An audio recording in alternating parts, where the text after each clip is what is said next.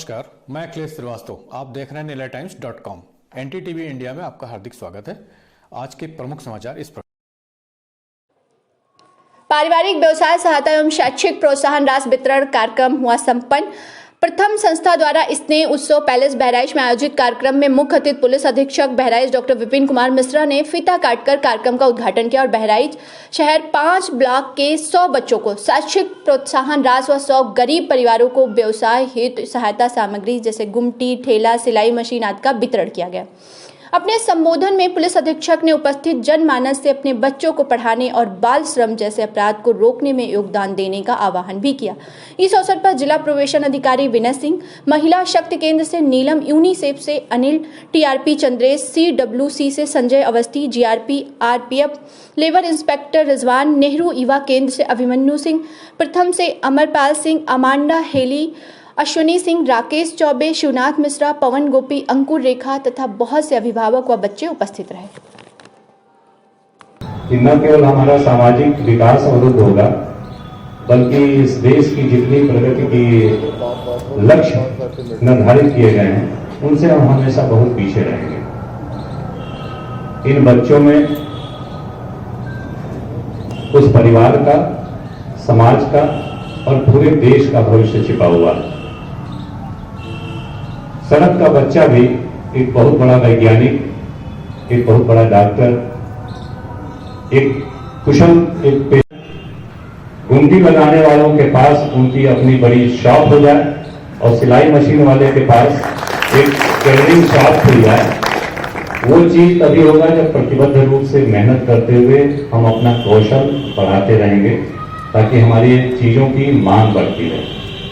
मैं इस बारे में आश्वस्त हूं कि निश्चित रूप से ये जो छोटी सी शुरुआत है वह आपके श्रम से, आपकी प्रतिबद्धता से और आगे बढ़ेगी और आप बुलंदियों के शिखर तक पहुंचने में निश्चित रूप से कामयाब होंगे। Thank you. हम अपने बसों पर ही फोकस रखें तो बहुत सारे बच्चों को रेस्क्यू करा सकते हैं। अभी मुझे बताया गया कि प्रथम संस्था का बच्चों को रेस्क्यू कराने का औसत जितना पहले महीने भर में होता था, अब वो बढ़ के 1 हफ्ते में हो गया है, क्योंकि रात में भी इन्होंने अपनी निगरानी उन बसों में बढ़ाई है, जिससे दिल्ली, मुंबई और अन्य शहरों में रोजगार के लिए भेजे जाने वाले बच्चे बड़े आराम से रेस्क्यू करके उन परिवारों को वापस किए जाते हैं। बच्चे की बात जहां तक है तो ये समस्या यह तो जरूरी है ही, रहने खाने से लेकर जो परिवार से बिछुड़ के रहने का ट्रॉमा है वो सारा दंश भी झेलना पड़ता है। कोविड के दौरान बहुत सारे परिवारों का पुनर्वापसी अपने गांव में हुई, रोजगार की समस्याएं भी उनके सामने बहुत सारी आई और कुल मिला के स्थिति ऐसी लगी कि अर्थव्यवस्था और उसके साथ साथ जुड़ी हुई सामाजिक व्यवस्था वो पूरी तरह से चरमरा रही है। इन भीषण परिस्थितियों में जनता के धैर्य ने और प्रथम जैसी सामाजिक संस्थाओं ने, बेमानी सी बात है कि वो किस बैकग्राउंड से है, वह बिल्कुल गरीब घर का बच्चा है या बहुत अमीर घर का बच्चा है या मध्यम वर्गीय परिवार का बच्चा है, इसका बहुत मायने नहीं रखता आपका बैकग्राउंड। बस हमें उस बच्चे को ग्रूम करने की शऊर होनी चाहिए अपने पास, और वो किसी भी बच्चे का जीवन तभी सुधरेगा जब हम उसको शिक्षा से जोड़ेंगे, जब हम उसको कौशल से जोड़ेंगे।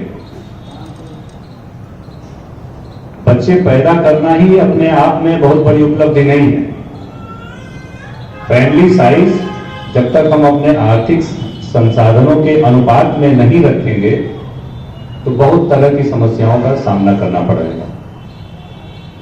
बच्चा इसके लिए नहीं है कि आप 8 साल, 10 साल, 12 साल के बच्चे को किसी ढाबे पे छोड़ दें, किसी चाट की दुकान पर काम करने का छोड़ दें और उसके पीछे तर्क ये दें कि साहब इसका पेट भी अच्छी तरह से पल रहा है और 4 पैसे पाता है तो इसका जो परिवार है वो भी अच्छी तरह से पल रहा है। मजदूरी परिवार को करनी है, बच्चे को नहीं करनी है। बच्चे को तो हमें पढ़ने में, संस्कारवान बनाने में उसके और कौशल को विकसित करने में लगना है। तो ये सोच बदलनी पड़ेगी और इसके लिए हमें प्रथम जैसे एनजीओज की जरूरत है जिन्होंने आगे बढ़ के और इस दिशा में काम करना शुरू किया है। मैं प्रथम संस्था के इस समय जो अधिकारीगण यहाँ मंच पर उपस्थित हैं, इस कार्यक्रम के आयोजकगण जो उपस्थित हैं, 2-3 बातों की ओर आपका ध्यान दिलाऊंगा। जब भी ऐसे परिवारों को आप मदद पहुंचाएं तो मदद कोई बहुत मायने रखने वाली चीज नहीं है।